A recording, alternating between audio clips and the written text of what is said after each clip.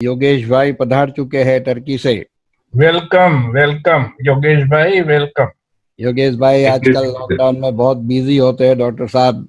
सारे विश्व में हर देशों में भाई साहब के क्लास चलते रहते हैं और इतने बिजी होते हुए हमने जब रिक्वेस्ट डाली तो तुरंत हमें भी डेट दे दिया। इसके लिए योगेश भाई का बहुत बहुत आभार। नोहा जी भी है इस सभा में। हाँ तो डॉक्टर साहब भले आप स्वागत करें, चंपा बेन भी हो तो वो भी मिले। लॉकडाउन शुरू हुआ योगेश भाई, तब से ही अनुभवों का ये सिलसिला अविरत रीति से नॉन स्टॉप चल रहा है और आप जैसे महानुभाव आकर के हमेशा हमारी इस फुलवाड़ी को तरोताजा कर रहे हैं। इसलिए आज आपके द्वारा आपके अनुभवों की खुशबू हम सबके पास पहुंचेगी, इसलिए दिल बहुत खुश हो रहा है, गदगद हो रहा है। तो डॉक्टर साहब भले आप स्वागत करें हमारे योगेश भाई का। तुर्की से है? कहाँ से? टर्की, हाँ टर्की, यूरोप। अच्छा, तुर्की। अच्छा, गुजराती में वेलकम। तुर्की बोलते हैं योगेश भाई, गुजराती में तुर्की होता है, टर्की को गुजराती में तुर्की बोलते हैं। यहाँ भी तुर्की कहते हैं। अच्छा, okay okay okay okay. Yogesh भाई वैसे कहाँ से है ओरिजिनली आप? वैसे मैं पूरा परिचय बताऊंगा कि मेरे फादर तो हिमाचल से हैं। अच्छा। और मदर दिल्ली में बड़ी हुई, लेकिन उनका जन्म हुआ था पार्टीशन से पहले पेशावर में। पेशावर, अच्छा, बहुत अच्छा। तो आप अभी इतने यूरोप में, हाँ यूरोप में सेवा दे रहे हो और आज आपका अनुभव सुन के हम सब बहुत खुश होंगे। आपने स्वीकार किया हमारा निमंत्रण, इसीलिए आपकी बहुत बहुत शुक्रिया। और ज्यादा टाइम ना लेके आपको ही ये स्पीकर देंगे। जी थैंक यू। हमको चांस मिला आप सबके बीच में आने के लिए। तो ये भी साइंस के जो साधन है, अभी तो पूरा ब्राह्मण परिवार एक ही बन गया। कुछ बॉर्डर्स नहीं है, कुछ डिवीजन नहीं है टेक्नोलॉजी से।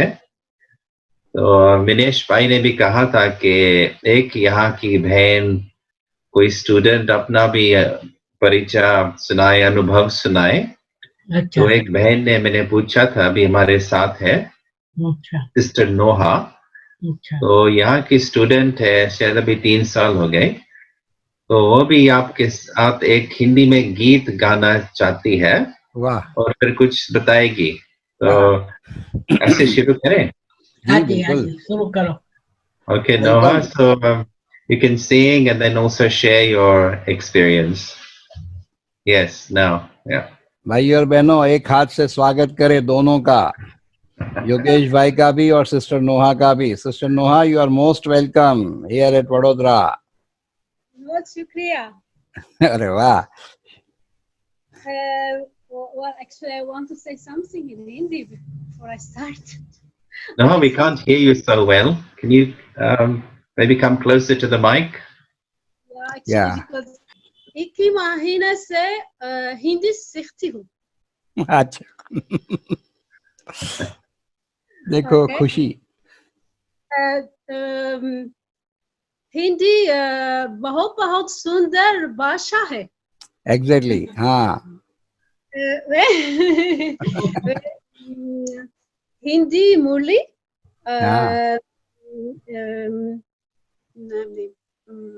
सुनाना चाहती हूँ। अरे वाह। सुनाना चाहती हूँ हिंदी मुरली, शायद 5 या 6 महीने के बाद। वाह। अभिनंदन। देखो भाई और बहनों। So now, so shall I? अभी हिंदी काफी है, okay? Okay, okay, okay. Okay, so Yogesh bhai, shall I share my experience in Becca now, or what? What exactly? Yes, experience and then your song. Okay. So as I said in Hindi, it has been almost 3 years, 2 years and 8 months in Becca. and the first time for me it was that I attended 2 seminars for Yogesh Bhai, public seminars, and at that time I felt so impressed, like, you know, it resonated so much with my frequency. And then Yogesh Bhai invited me to the center, to the meditation. At that time, I have never been into meditation. Usually, I used to pray only. I mean, as I was a devotee, Muslim family. I came from Muslim family, and I was praying. Although I was not that attached to my, the scripture, Quran. I was not attached at all. I didn't felt good anyway. Excuse me, sister. Yogesh Bhai, we need translator also because everybody is not able to understand English. अच्छा. So please, you translate.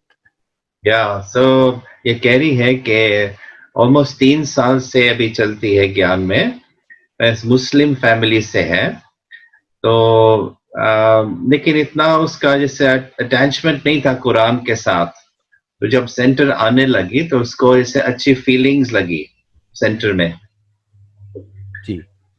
So Yogesh Bhai invited me to meditation in the center. I have been there and it was very nice, for like the 3 or 4 first lessons. तो जब वो centre आई तो पहले 3 या 4 lesson उसको बहुत अच्छे लगे, बहुत अच्छी फीलिंग्स लगी.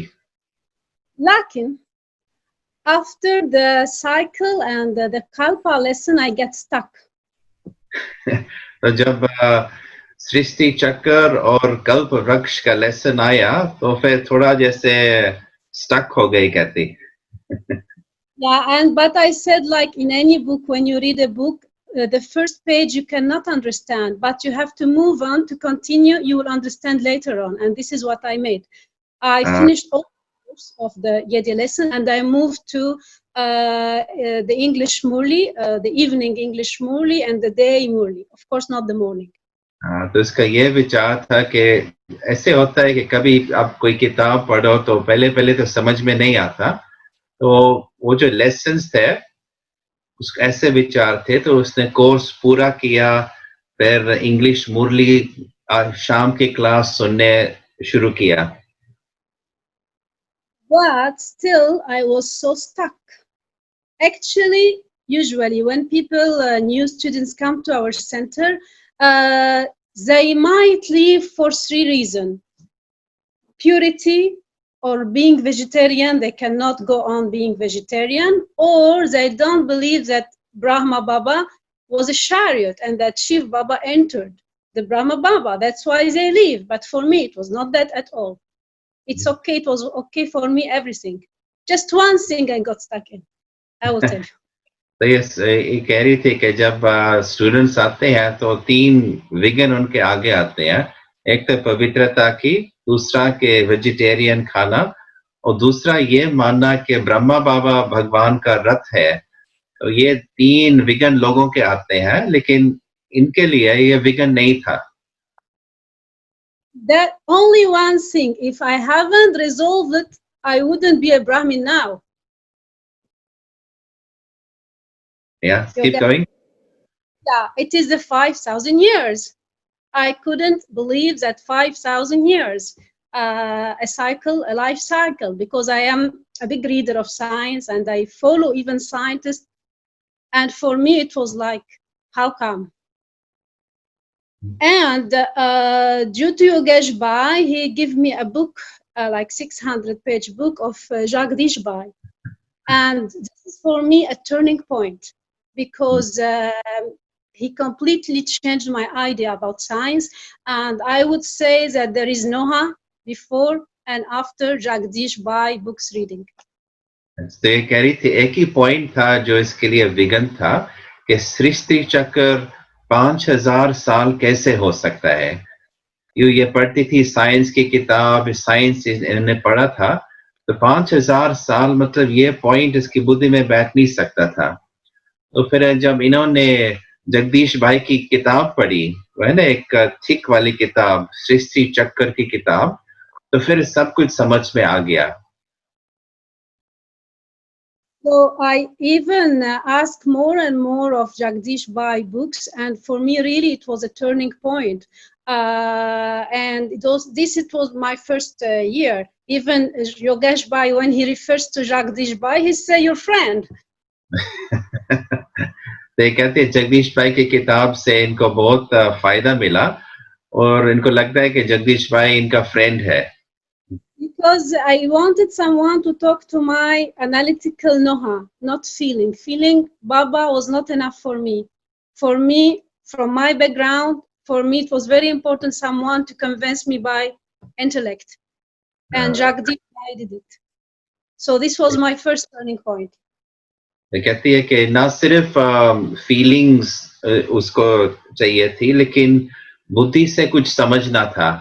तो जगदीश भाई की जो राइटिंग्स थी, किताब थी, उन किताबों से इनकी बुद्धि को जैसे आंसर मिला.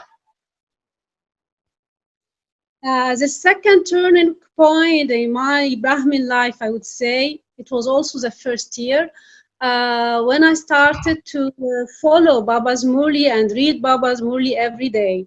And one day I remember Baba said that he respects the law of karma and drama, and he, like all of us, he has a limited role in the drama. I said, what?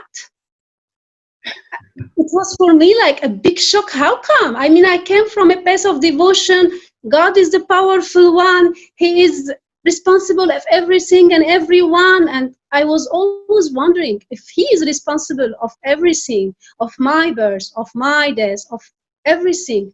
Did he create us to torture us? Did he create us to let us suffer? So at that day, Baba answered a lot of questions for me. ये कह रही थी कि जब रोज मुरली सुनने में शुरू किया तो एक बड़ा पॉइंट इसको बहुत अच्छा लगा कि एक बार मुरली में बाबा ने यह कहा था कि बाबा का भी पाठ होता है. ऐसे नहीं है कि बाबा के अनलिमिटेड है, बाबा कुछ भी कर सकते हैं, लेकिन बाबा का भी पाठ है और बाबा कर्म फिलॉसफी को भी रिस्पेक्ट करते हैं. पहले इनका संकल्प होता था कि अगर भगवान ने सब कुछ रचाया है तो हम जो दुख है दुनिया में या अपनी लाइफ में दुख है, लेकिन भगवान ने ऐसे हमको दुख दिया. ये कर्म फिलॉसफी से उसको बहुत फायदा मिला, बुद्धि क्लियर हो गई. And the second day, Baba continued as if he was giving message to me. As the second Murli confirmed this point, he said that if it was in my hands, I would save you because you are my children, but I respect law of drama. And I remember law of karma, pardon. And I remember that day I was so touched and I talked to my mom, listen, God has nothing to do with what happened in the world. She said, what? And I started to explain to mom. And that day I said, yeah, this is fair. This is my Baba. इसके लगा ये कि जब बाबा भी कर्म philosophy को respect करते हैं कि जो भी दुनिया में हो रहा है, जो भी लड़ाइयाँ चल रही है दुनिया में, वो जैसे भगवान वो नहीं करता. तो इसने अपनी मदर को भी ये बातें समझाई हैं. तो इस पॉइंट से इसको बहुत जैसे टर्निंग पॉइंट हुआ. कर्म फिलॉसफी क्या होता है और भगवान का पाठ क्या होता है, ये दोनों चीजें इसके लिए बहुत इम्पोर्टेंट थी. Also, when Baba give also in the same way, I saw this message. It was for me 2 days. I mean, one after the other. Baba says that I give the responsibility to mothers because they are responsible, not to brothers, because sometimes brother, when they know the knowledge, that they become arrogant. So I said, wow. And I am feminist, actually. I come from a society where women have no rights. And for me, it was, yes, this is my Baba. ये भी point इसको अच्छा लगा कि जब बाबा कहते हैं ना कि बाबा माताओं को चाबी देते हैं, माताओं को आगे रखते हैं, कि और कभी अगर भाइयों को आगे रखें तो अहंकार आता है. तो ये पॉइंट बहुत अच्छा लगा कि जो सोसाइटी में से आई है उसमें जैसे वुमेन को नीचे रखते हैं. तो ये पॉइंट अच्छा लगे कि बाबा बहनों को, माताओं को आगे रखते हैं, यह पॉइंट इसके दिल में लग गई। And I think it's not coincidence, but it was really drama.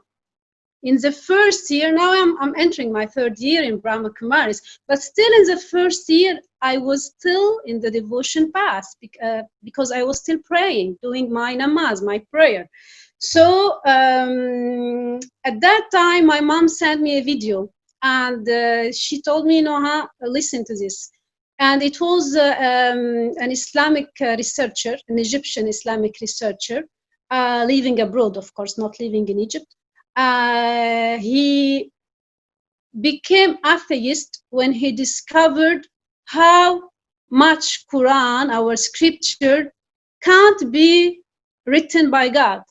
And all these words are written by human. I remembered I stayed watching, he has a program, TV program, and the 100 episode. I remember for 3 days, I was watching his episodes for 3 days. And I had like tears in my eyes because he relieved me. Finally, all my doubts, I found out that all my doubts were correct. 100 episodes. 100% where I was relieved because he proved that this scripture cannot be written by God, cannot be God's words. And I needed this to get detached completely from path of devotion. And from that day, I quit completely devotion and I quit prayer. कहती है कि अभी इसको अभी 3 साल हो गए ज्ञान में, तो पहले साल में वो थोड़ी भक्ति करती थी कि नमाज करती थी, मुस्लिम प्रेयर जो होता है, लेकिन फिर क्या इसके मदर ने उसको एक वीडियो भेजा कि एक जैसे मुस्लिम का इमाम कहते हैं, वो कुछ समझा रहा था कि जो कुरान है वो जैसे भगवान के शब्द नहीं है, लेकिन जैसे मनुष्य ने लिखा है। तो इसने वो वीडियो देखा, बार-बार देखा, तो फिर क्लियर हुआ कि भगवान क्या पढ़ाते हैं और मनुष्य क्या लिखते हैं। तो फिर उसने अपनी भक्ति छोड़ दी और पूरे जैसे ज्ञान में चलने लगी। So briefly, all these 3 turning points, I think it helped me to be on the path of knowledge and go on without any doubt, without any single doubt. तो कहती है अभी इसका पूरा जैसा विश्वास बैठ गया और ज्ञान में पूरी चलती है। जी। Okay. Yeah, So I believe we are lucky that we are on the path of knowledge. We know the truth of life. We know who is and how is God. Okay, your voice is going a little bit. I said the last point that we are lucky because we are on the path of knowledge. We know the truth and we know how is Baba and who is Baba, who is the real Baba, not the Baba, not the God of devotion. Yeah, तो इसको अपने आप को भाग्यशाली समझती है कि हमको पता है बाबा कौन है, बाबा क्या करते हैं, मतलब सच्चा ज्ञान मिला है, तो अपने आप को बहुत भाग्यशाली समझती है। जी जी। So Sister Noha, what point you liked the most in this knowledge? All what I have been saying right now. I mean, that we know the truth of life, that we know how is Baba is, how is drama working, and it in my even Lokik life, my Lokik friend, it changed a lot my relation to people. I am not frustrated anymore like before. I don't get sensible anymore like before. कहते इसको ये अच्छा लगा कि सच क्या होता है ये मिला है। तो पहले जो अपना थोड़ा इसका कोमल दिल होता था वो अभी नहीं है, अपने फ्रेंड्स के साथ, फैमिली के साथ, मतलब वो जैसे सेंसिटिव नेचर होता है ना, अभी वो नहीं है। जो सच ज्ञान है वो मिला है, इसको ये बहुत अच्छा लगता है। Okay. So So, last question. So, when you become you accepted full Brahmin culture. So, wasn't it a bit difficult to be vegetarian? And did you know how to cook vegetarian food? Absolutely not. It was so easy because I was already pure in my relations. I am Kumari, and I was already semi-vegetarian. I would say like 65-70% vegetarian. I'm not a big eater. I don't like fish. I Okay. don't like and I don't like garlic. So for me, it was very easy. Okay. Great. Manish भाई पूछ रहे थे कि vegetarian खाना बनाना कैसे लगा, easy था या मुश्किल? तो ये कहती थी कि पहले तो ये कुमारी है तो वो तो इजी था, लेकिन फिर भी सेमी वेजिटेरियन पहले सही थी, 65-70%, तो इसको बहुत इजी लगा और कुछ खास प्रॉब्लम नहीं था अपना डाइट चेंज करने में। दूध only दूध, फकत बस दूध पसंद है। दूध पसंद है। दूध पसंद है, अच्छा। हाँ, नहीं है। ओके। तो रोटी पकाना आता है आपको? रोटी? Do you know how to prepare roti, chapati? I bring it, but fabricate. I mean, not made by human. I mean, like from market. So it is. I don't do roti at home, but I do other things at home. I mean, it's done by machines, not by human hand. Okay. Okay. अच्छी बात है। सो आप जब आओ बड़ौदा तो आपको वो सिखा देंगे, क्योंकि मशीन फिर भी मशीन होता है, लेकिन जब हम बनाते हैं उसमें वाइब्रेशन भी ऐड होते हैं। तो जब आप आएंगे, मधुबन आना है तो बड़ौदा आना, हमारी चंपा बहन आपको बहुत अच्छी अच्छी वैरायटी बनाना, वेजिटेरियन डिशेस आपको बनाना सिखा देगी योगेश भाई, क्योंकि वो स्पेशलिटी हमारी चंपा बहन की। तो Yeah, so Noah, he's inviting you to Baroda, which is in Gujarat, not too far from Madhuban. That when you come to Madhuban next time, come to Baroda, and Champa Ban will teach you how to make chapatis and many other vegetarian dishes. Special dishes, या बहुत बहुत प्यार करती हूँ। Okay.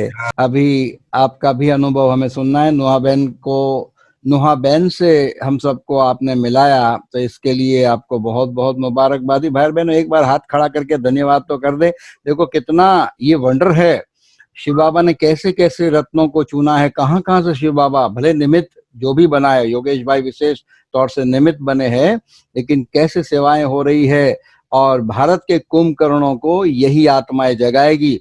और ये जो अनुभव रिकॉर्ड हो रहे हैं, जब उनके पास जाएंगे तब उनको पता पड़ेगा, अरे भगवान भारत में आया, ये विदेशियों ने जान लिया, हम तो ऐसे ही सोते रह गए। तेरे आने की आहट मिली थी, मगर हम तो अपने ही ख्यालों में खोए रहे। हाँ योगेश भाई, ये नोहा बहन हिंदी गीत गाना चाहती है आपके लिए। हाँ हाँ हाँ हाँ हाँ, जरूर जरूर। हाँ Okay, भाई, but I would prefer to close the camera because it is my mobile and I will, approach it from my mouse. Okay. So may I close the camera and I sing a song? Okay. Okay, Right. and when I sing, just think about Baba. Okay? Which song you are going to sing? Surprise. Surprise, you will know now. Okay. Okay. Okay. Wait just a second. अभी एक गीत गाएंगे। Yeah. तू प्यार का सागर है, तू प्यार का सागर है, तेरी एक बूंद के प्यास हम, तेरी एक बूंद के प्यास हम, लोटा जो दिया तूने, लोटा जो दिया तूने, चले जाएंगे जहाँ से हम, चले जाएंगे जहाँ से हम, तू प्यार का सागर है।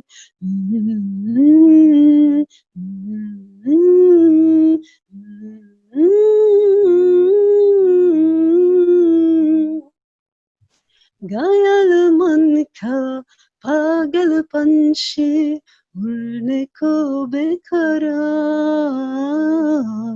उड़ने को बेकरार। पंख कोमल अंख दुदली जाना है सागर पार, जाना है सागर पार। अब तू ही से समझा, अब तू ही से समझा। रब हुलेत कहाँ से हम, रब हुलेत कहाँ से हम। तू प्यार का सागर है, तू प्यार का सागर है।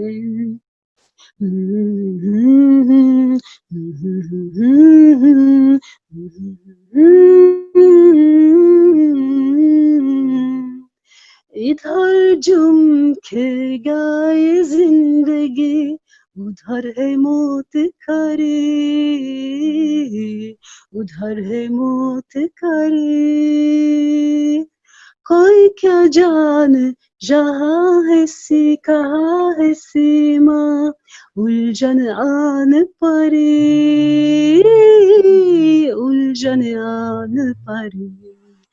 कानों में जरा के दे, कानों में जरा के दे, किया ये कौन दिशा से हम, किया ये कौन दिशा से हम। तू प्यार का सागर है, तू प्यार का सागर है। तेरी एक बूंद के प्यासे हम, तेरी एक बूंद के प्यासे हम। तू प्यार का सागर है। बहुत अच्छा, बहुत अच्छा, बहुत अच्छा। और उसमें भी बीच में जो चलता है वो तो बड़ा गजब का है। क्या नशा छलक रहा है नुहा बहन, बहुत अच्छा है। जब आप बड़ौदा आएंगे तब भी आपको ये गीत गाना पड़ेगा बहन। ठीक है। I understood बहुत अच्छा है, तशक्कुर इधर, thank you. He says that when you come to Baroda, you will have to sing live in front of them. हाँ, जितना हो सके, I hope so. देखो भाई और बहनों, ये है विदेशी भाई बहनों का नशा, भगवान के मिलने का, खुदा के मिलने का, खुदा को यथार्थ रीति पहचानने का ये नशा आप इनकी आवाज से, इनके गीतों के द्वारा ही। और ये साधारण नहीं है, क्योंकि हिंदी न आते हुए हिंदी गानों का एक एक वर्ड तो मुझे लगता है हम में से किसी को भी ये गाना पूरा नहीं आता होगा, शायद शायद ही किसको हो। लेकिन देखो बहन ने पूरा गीत गाया और नशे के साथ गाया, तो बहुत ये कमाल है, बहुत कमाल है। और शुक्रिया नोहा बहन, फिर मिलेंगे, मिलते रहेंगे, ठीक है। जब भी मधुबन आओ योगेश भाई, अब ये तो आपकी जिम्मेवारी होगी। नोहा बहन can't leave India without visiting Vadodara, right Noha बहन? you promise? Yeah, I promise, but let's hope that we can We are not travel. so far from Madhuban. We are just 300 kilometers far from Vadodara, from Madhuban. So we can arrange for you everything. So you have to visit Vadodara. We all are inviting you. मैं यात्रा करना बहुत यानी मुझे यात्रा करना बहुत पसंद है। वाह। And every time I travel, actually after being Brahmin, I go where there is a center. So I visited till now in 2 years and a half. I visited many centers of Brahma Kumaris in India, abroad. So okay, I hope coming next time I'll be passing by your center. Okay, बहुत अच्छा। भाई और बहनों, उन्होंने कहा मुझे यात्रा करना बहुत, सॉरी योगेश भाई आपका पार्ट है, योगेश भाई प्लीज। ये कहती है कि जहां भी जाती है विदेश में, अलग अलग देशों में, तो जरूर बाबा के सेंटर विजिट करती है। तो यात्रा करने में उसको बहुत अच्छा लगता है।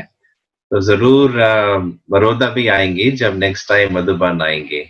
बाबा की लाडली बच्ची भारतीय बच्ची थी और दूर देश की सेवा के लिए कहाँ चली गई, अब वापस आ रही है और सब बंधनों को तोड़ फोड़ कर बाबा की बन गई है, इसीलिए बहुत बहुत धन्यवाद धन्यवाद।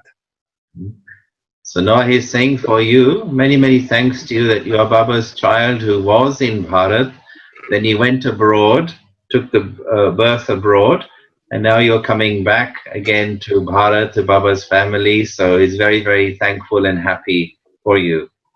Me too. I'm happy actually. Maybe I didn't say that, but at the age of 10 started my how can I say, my love, my passion for India and Indian culture. And even I started to learn Hindi at the age of 17. But it was just 3 months because at that time I was studying. I was not. But what encouraged me that time that I became a Brahma Kumaris and lockdown, so I had lots of time to study. And I think I will go. कहते जब ये 10 साल की थी तब से वो भारत के लिए बहुत प्यार था, और फिर जब 17 साल की थी तो हिंदी सीखने का इसका शौक था, तो पहले से ही भारत के साथ कनेक्शन है, कहती है। Wonderful, thank you. और बॉलीवुड मूवी देखती हूँ हमेशा। लेकिन बाबा says सिनेमा इज सीन की माँ, जो सिनेमा है वो सीन की माँ है, बाबा कहते हैं। सो अभी नहीं देखना।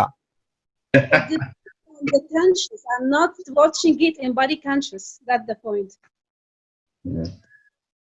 So you like to see the culture and the feeling of Bharat, no? Exactly.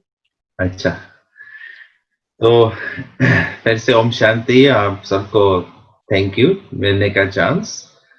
तो job. जी, लौकिक जॉब, लौकिक काम है। Okay okay, Om Shanti. Thanks नोहा। ओके, ओम शांति। तो जैसे मैंने पहले थोड़ा सा बताया था, कैसे पेरेंट्स तो इंडिया से, फादर हिमाचल से और मदर पेशावर से। तो मेरा लौकिक जन्म हुआ था अफ्रीका में, और जब मैं 7 साल का था तो उस टाइम हमारी फैमिली अफ्रीका से लंदन मूव हुई, शिफ्ट हुए, और मेरे 2 बड़े भाई भी हैं।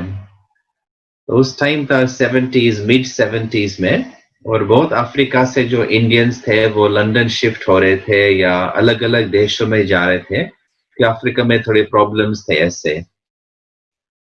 तो 1 साल के बाद जब मैं 8 साल का था या 9 साल का, तो फिर हमारे पेरेंट्स, स्पेशली हमारी मदर, बाबा के सेंटर जाने का शुरू किया था। तो दादी जानकी का सेंटर तो नॉर्थ लंदन में था, लेकिन हम थे ईस्ट लंदन में। वहाँ छोटा सा सेंटर था, इंडियन फैमिली वहाँ रहती थी और सेंटर चलाती थी। तो हमारी मदर को वैसे बहुत शौक था ज्ञान सीखने में। वो पहले से ही शिव की भगत थी, लेकिन बहुत प्रश्न थे शिव कौन है, शंकर कौन है, बहुत क्वेश्चंस थे, और कोई उनको उत्तर नहीं दे सकता था। तो वैसे है कि जिस घर में हम रहे लंदन में, उसी सड़क पे, उसी स्ट्रीट पे बाबा का घर था। और उस टाइम तो लंदन में बहुत कम सेंटर थे, तो ये भी भाग्य था कि सिर्फ 2 मिनट का रास्ता सेंटर के पास घर मिला। तो हमारी मदर कहती है स्टोरी के उस टाइम दादी गुलजार का टूर था, पूरे दुनिया का टूर। तो दादी उस टाइम आई और दादी गुलजार ने हमारे मदर को देखा और कहा कि इनको कोर्स करना चाहिए। तो मैं तो हमारी मदर के साथ जाता था, जब कोर्स चल रहा था, कुछ क्लास चल रही थी सेंटर में, तो मैं पीछे बैठता था।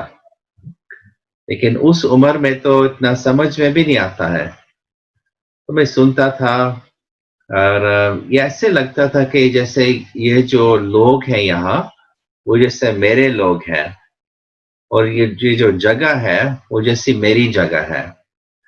वैसे फीलिंग्स थी, जैसे अपनापन के फीलिंग्स थी। लेकिन ज्ञान तो नहीं समझ में आता था। तो सेंटर में ऐसे 1-2-3 बच्चे थे, तो हम मुझको जैसे छोटे-छोटे कर्म योगा के काम देते थे कि पानी फूलों में पानी डालो या अगरबत्ती की जो ट्रे होती है उसको साफ करो। तो एक बार मुझे याद है कि जब मैं अबाउट 11 साल का था, तो सेंटर में जो भाई था, मुखिया भाई, उनका नाम था सतीश भाई, उन्होंने अभी शरीर छोड़ दिया। तो उन्होंने मुझे एक बार कहा कि तू सुबह की क्लास में क्यों नहीं आता? तो मैंने तो सोचा था कि सुबह की क्लास में बच्चों को अलाउ नहीं है। तो मुझे कभी संकल्प ही नहीं हुआ कि सुबह की क्लास में आना चाहिए। लेकिन मैंने कहा हाँ, ज़रूर मैं आऊँगा।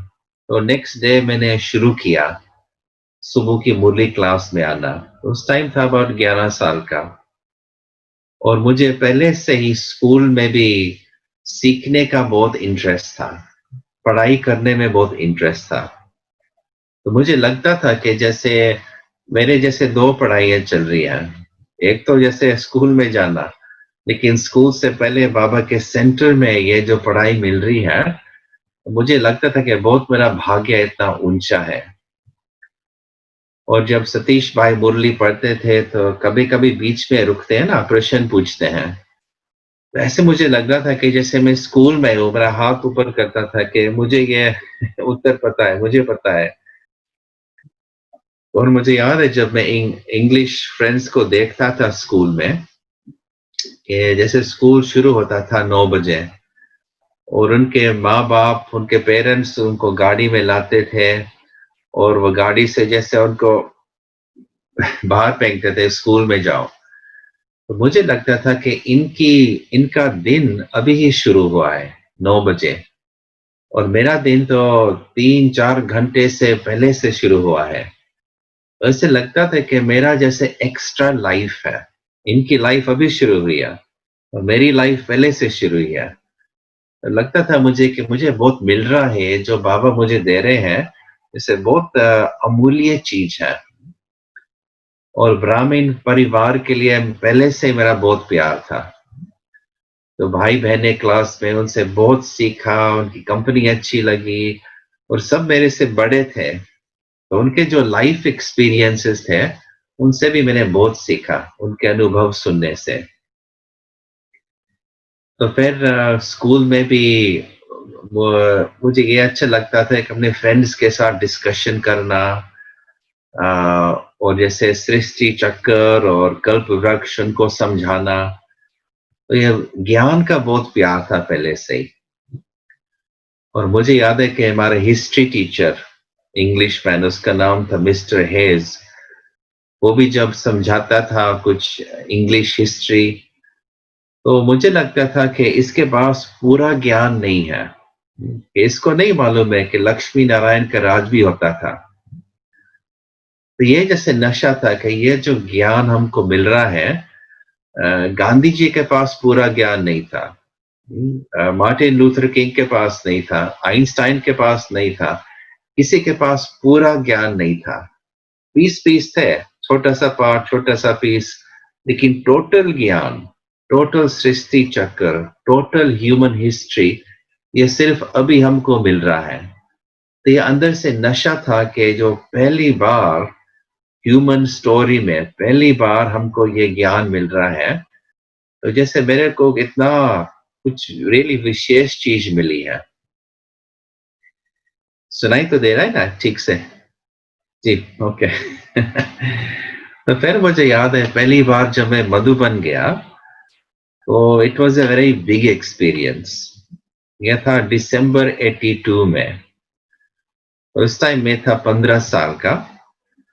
तो मुझे याद है कि उस टाइम तो जब हम जीप में आते थे from Abu Road to Madhuban, jeep में आते थे और जीप अंदर जाती थी, पांडव भवन के गेट्स के अंदर, बिल्कुल बाबा के कमरे के पास रुकी।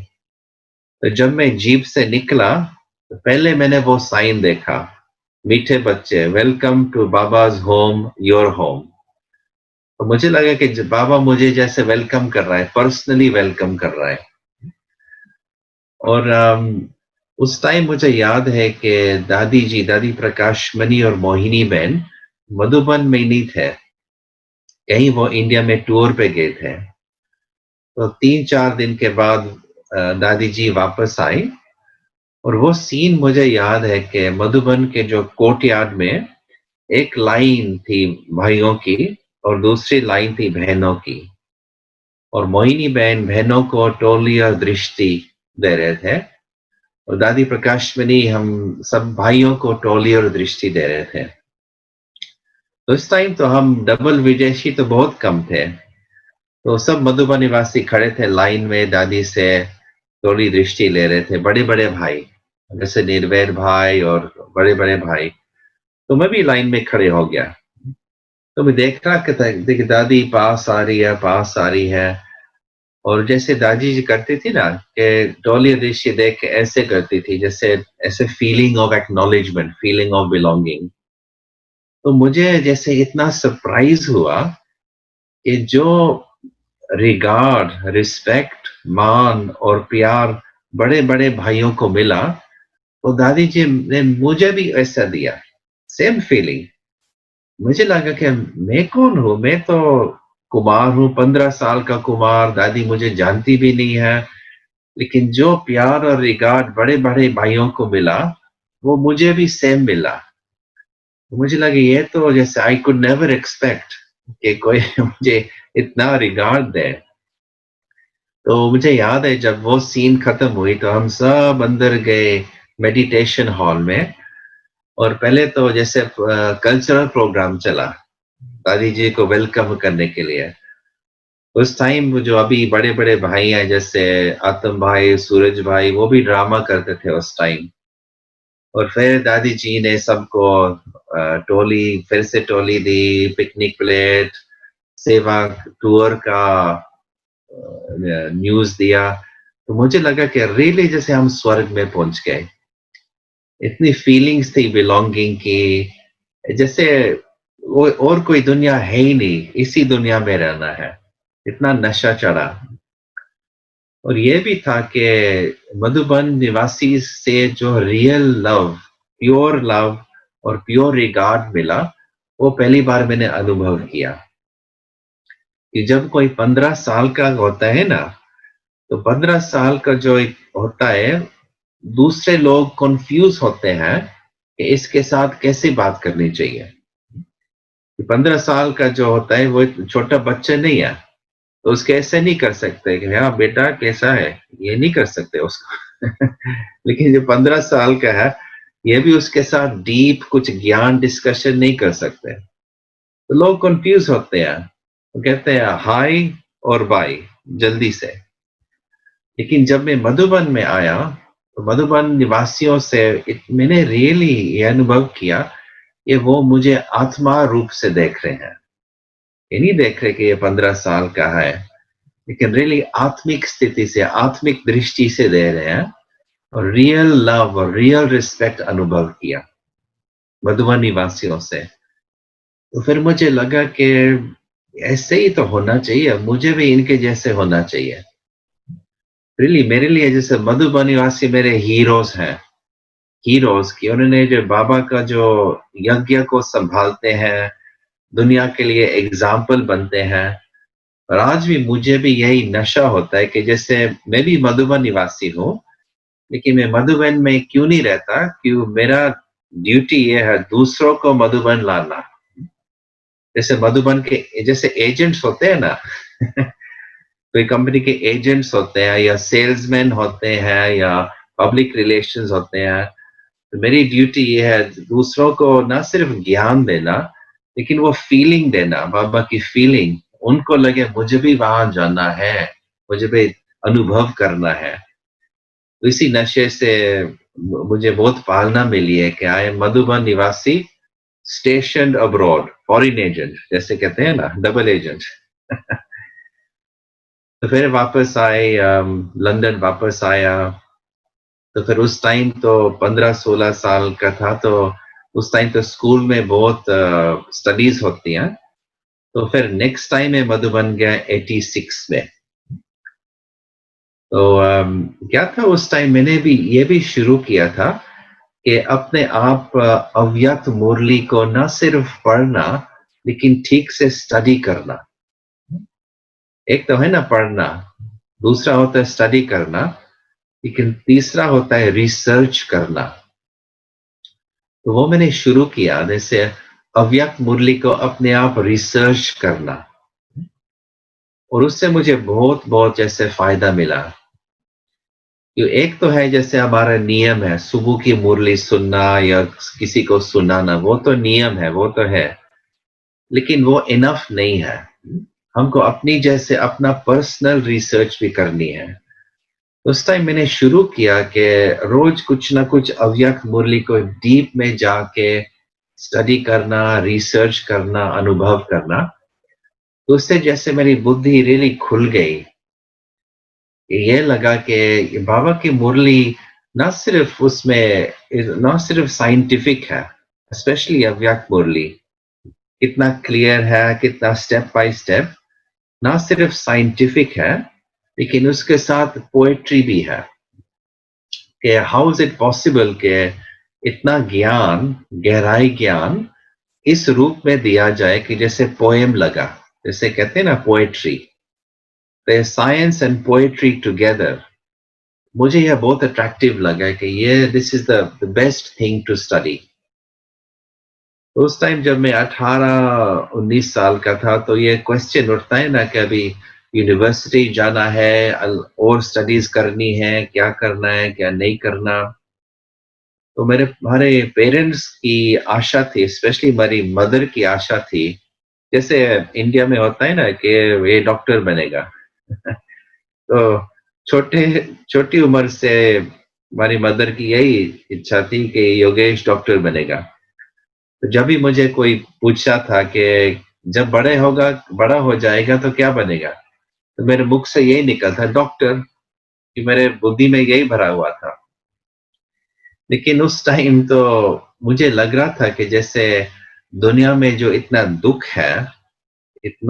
है, तो मुझे जल्दी से बाबा की सेवा में लगना है इस दुख को खत्म करने के लिए। और अगर मैं यूनिवर्सिटी जाऊं, और मेरे पास एक स्पेस थी यूनिवर्सिटी ऑफ लंदन में फार्मेसी सीखने के लिए, मुझे मिला था वो चांस। लेकिन मुझे अंदर में लग रहा था 4 साल और मुझे स्टडी करूं, किताबें पढूं, एग्जाम करूं, तो जैसे अंदर दिल में नहीं लग रहा था। तो मैं यूनिवर्सिटी में नहीं गया, लेकिन मैं सेवा में बिजी हो गया और सर्विस स्टार्ट की। बाबा की सर्विस तो थी लेकिन लौकिक जॉब भी किया, क्योंकि एक बात मुझे समझी कि फाइनेंशियली भी अपने पाँव पे खड़े होना है। ऐसे नहीं होना चाहिए कि बड़े होए सिर्फ और अभी तक पेरेंट्स से पैसे मांगना या पेरेंट्स के घर में रहना। लेकिन दादी जानकी भी हम सबको कहती थी अपने पाँव पे खड़े होना, इंडिपेंडेंट होना। तो ये तो था कि जैसे मैं जॉब में जाता था और जॉब खत्म हुआ तो आई एम फ्री फॉर बाबा सेवा, फ्री फॉर सेंटर में जाना। तो मैं सेवा में उस टाइम में शुरू किया, सेवा में जैसे पार्ट लेना, भाइयों के साथ कहीं एग्जीबिशन के लिए जाना।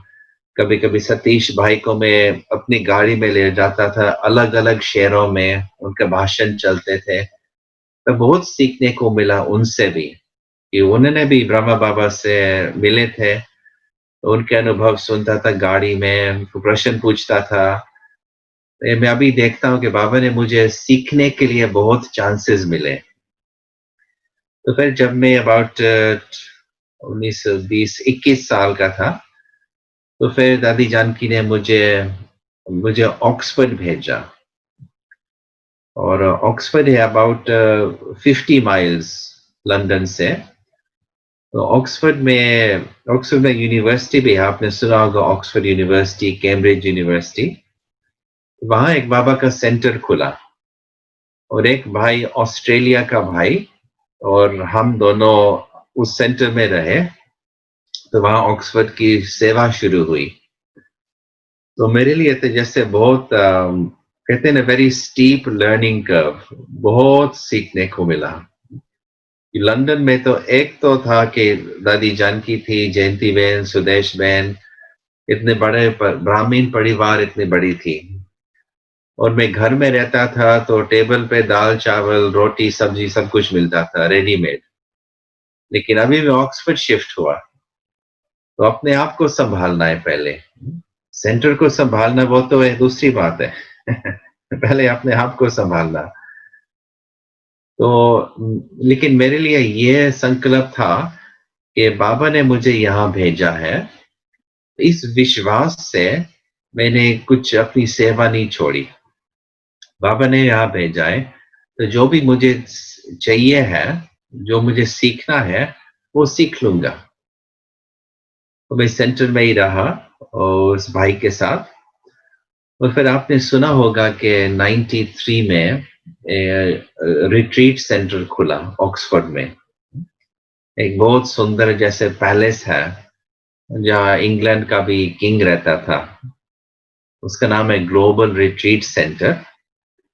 तो जब वो सेंटर खुला, बिल्कुल जैसे जहां मैं रहता था उससे 4 माइल पास वो सेंटर था। तो फिर लाइफ चेंज्ड अगेन, क्योंकि दादी जानकी इतनी बार वहां आती थी रिट्रीट सेंटर में, और फिर मेरा भी सेवा का पाठ वहां था, और पूरी दुनिया, ब्राह्मण दुनिया सब वहां ऑक्सफोर्ड रिट्रीट सेंटर में आने लगे। दादी प्रकाश मैंने भी आए, दादी जानकी तो थी, दादी गुलजार, रतन मोहिनी दादी, और जो भी बड़े बड़े भाई बहने सब दुनिया से ऑक्सफोर्ड आने लगे। तो फिर मुझे लगा कि जैसा मैं तो यहाँ से पहले से ही हूँ, तो इतना सीखने को मिला। और फिर थोड़ी देर के बाद ये 1999 में तो फिर दादी जानकी ने मुझे पूछा कि तू इस्तांबुल गया है? मैंने कहा नहीं। तो फिर दादी कहती है कि इस्तांबुल जा 3 मास के लिए, सेवा के लिए। इस्तांबुल माना यहाँ टर्की में। तो मैंने तो हाँ कह दिया। तो दादी ने मुझे बोला है तो लगता है कि जैसे बाबा ने मुझे कहा है, तो मुझे दूसरी बार क्या सोचना है। तो 1 वीक के बाद मैं यहाँ पहुंच गया इस्तांबुल में, और यहाँ तो जैसे अलग ही देश है, जैसे धर्म अलग है, भाषा अलग है, उनका खाना भी अलग है। और मेरे फीलिंग्स ये थी कि मैंने बाबा से बहुत लिया है, यज्ञ से बहुत लिया है, मधुबन से बहुत लिया है, दादियों से बहुत लिया है, और मुझे इस लाइफ में जो भी मुझे मिला है अभी दूसरों को बांटना है। ये जैसी मेरी ड्यूटी है। हम अपने लिए नहीं रखना, लेकिन जो भी भाग्य मिला है दूसरों को बांटना है। तो 3 मास के बाद तो प्लान था कि मैं वापस वहां जाऊं, यूके में वापस लंदन जाऊं। लेकिन जो लोग थे यहाँ, वो भी मुझे कह रहे थे कि आपको अभी 3 मास और रहना है, 1 साल और रहना है। तो अंदर जैसे संकल्प था कि अभी मुझे कुछ डिसीजन करनी है, क्या मैं वहां वापस जाऊं, या जहां हमारी लाइफ बहुत कंफर्टेबल या इजी है, या मुझे यहाँ रहना है और सेवा बढ़ानी है। यह संकल्प चले कि जैसे पहले पहले दिनों में जब भारत में सेंटर खुले, कमला नगर में, दिल्ली में, जहां भी खुले सेंटर्स, उस टाइम तो दादियां मधुबन के छोड़ के, बाबा को छोड़ के अलग अलग शहरों में गए। तो ये मुझे भी ऐसे करना है, जो मुझे मिला है अभी इसको बांटना है। और ये भी संकल्प था कि अगर भी किसी आत्मा को अपनी विंग्स को, अपने पंखों को निकालने हैं, पंखों को बड़ा करना है, तो अपने घर में रह के हो नहीं सकता है ना। मानो जैसे ईगल होती है ना, ईगल बर्ड, अगर अपने नेस्ट में रहे वो लाइफ के लिए, तो जैसे इट्स जस्ट ए शेम। इतनी पावरफुल वो बर्ड होती है, जब वो फ्लाई करेगी तो फिर उसको एक्सपीरियंस होगा। तो मेरा संकल्प ये था कि मुझे अभी वापस नहीं जाना, मुझे आगे बढ़ना है। तो इस संकल्प से मैं यहाँ ही रह गया। अभी वो 3 मास, अभी 20 साल हो गए, अभी तक मैं आई हूँ टर्की में। और इस्तांबुल में जैसे 2 सेंटर हैं, और अंकारा जो कैपिटल है वहाँ एक सेंटर है, इज़मिर में सेंटर है, अंटालिया में सेंटर है। और यहाँ के लोग वैसे अच्छे हैं, अच्छे दिल वाले हैं, इंडिया के लिए बहुत प्यार है। और इंडियंस भी यहाँ इतने बहुत कम हैं, ब्राह्मण्स तो बिल्कुल नहीं है, लेकिन जो जनरल पॉपुलेशन में इंडियन जो है सिर्फ वो बिजनेस के लिए आते हैं, या आईटी के लिए आते हैं, टेलीकॉम्स के लिए 1 साल 2 साल 3 साल के लिए, फिर वापस चले जाते हैं, या बैंकॉक जाते हैं, या यूनाइटेड स्टेट्स जाते हैं। तो इसलिए यहाँ रहना थोड़ा एडजस्ट करना पड़ा। लेकिन यह भी मैंने सोचा था कि अगर कोई व्यक्ति ऐसे होए कि अनलेस अपने आप को डिस्कवर करे कि मेरे में क्या भरा हुआ है, अगर अंदर की डिस्कवरी नहीं हुई, तो फिर उस व्यक्ति ने रियली जीवन को जीना है या नहीं जीना ना। अपने आप को पुश करना पड़ता है। मैंने ये देखा है कि बाबा का सपोर्ट मिला every step of the way. जैसे बाबा कहते हैं अगर हिम्मत ले, 1 कदम हिम्मत, तो बाबा देते हैं 1000 कदम मदद। ये रियली मेरा अनुभव था कि इस लाइफ में, इस संगम युग में, जो भी अंदर के संकल्प है, जो भी करना है, वो अभी ही करना है। मुझे एक बार याद है, मैं दादी जानकी के पास गया था मधुबन में, और यही संकल्प था एक बार कि दादी मुझे तो अभी और सेवा करनी है, ऐसे लगता है मुझे इस जीवन को सेवा में लगाना है। तो दादी ने ये कहा था कि जो भी करना है अभी करना है, कल के लिए नहीं रखना, ऐसे नहीं सोचना कल करूंगा, अभी ही करना है। तो इसी संकल्प से जैसे हिम्मत मिली कि let me get busy in Baba seva. और मुझे ये भी लगता है कि मेरा पार्ट ऐसा है कि जैसे वैसे तो बेसिकली इंडियन हूँ, लेकिन विदेश में रहता हूँ और विदेश में बड़ा हुआ हूँ, विदेश में भी हमारा जन्म हुआ। तो मुझे लगता है कि जैसे मेरी लाइफ है एज ए ब्रिज, कि जो ईस्ट और वेस्ट को कंबाइन करना। और जब भी मैं मधुबन में भी आता हूँ, तो भी मुझे लगता है कि जैसे डबल फॉरेनर्स हैं, उनको हेल्प करना कि वो कैसे मधुबन को समझे, मधुबन से पूरा फायदा कैसे लेना है। और जो मधुबन निवासी हैं, जो हिंदी इंग्लिश नहीं समझते, उनको भी जैसे फॉरेनर्स के साथ कैसे मिलवाना, कनेक्ट करना। तो मुझे लगता है my life is to be a bridge in everything, cultures bridge, nationality bridge, religious bridge, और ब्रिज बिटवीन आत्मा एंड परमात्मा। इससे और बेटर कोई जॉब हो ही नहीं सकता है ना। हम कहते हैं ना कि जो बाबा की सेवा में लगते हैं, they have the best job in the world. क्यों? इसकी जो सैलरी मिलती है, it's very high salary. Salary ये है कि अब कुछ वरी नहीं है, कुछ फिक्र नहीं है। बाबा कहते हैं just get busy in my seva with pure heart, clean heart. तो जो भी हमारी नीड्स हैं वो ऊपर वाला देगा, हमको दूसरा क्या सोचना है। ये थोड़ा शॉर्ट में जैसे ये सीन्स आ रही हैं हमारी एक्सपीरियंस की। जी जी योगेश भाई, सो I will call you brother Breeze, okay? Not brother Yogesh, brother Breeze. तो ये तो बहुत सुंदर बात है। इनफैक्ट मुझे तो लगता है कि अभी आपके अनुभव की दास्तान शुरू ही नहीं हुई है। जैसे चंपा बहन कह रही है ना, वैसे एक सेशन पूरा चाहिए। लेकिन हाँ, ये भी हमारा इच्छा और भाव जरूर है, क्योंकि जितने विदेशियों को हम भारतवासियों के सामने ला पाएंगे, वो बाबा के महावाक्य सच भी होंगे। तो मैं सोच रहा हूँ एक सेशन आपका पूरा हो, और एक सेशन में भले एक नहीं तो आप 2 भाई बहनों को आप कनेक्ट कीजिए, क्योंकि शायद उनके पास 1 घंटे के तक का शेयरिंग का कंटेंट ना भी हो, ये पॉसिबल है। अगर आपको ऐसा लगे तो आप एक सेशन ऐसा रखेंगे, 1-2 भाइयों को आप कर दे, बाकी एक सेशन तो 1 घंटे का कम से कम आपका पूरा होना चाहिए, ये जरूरी है, हम सबको बहुत फायदा होगा।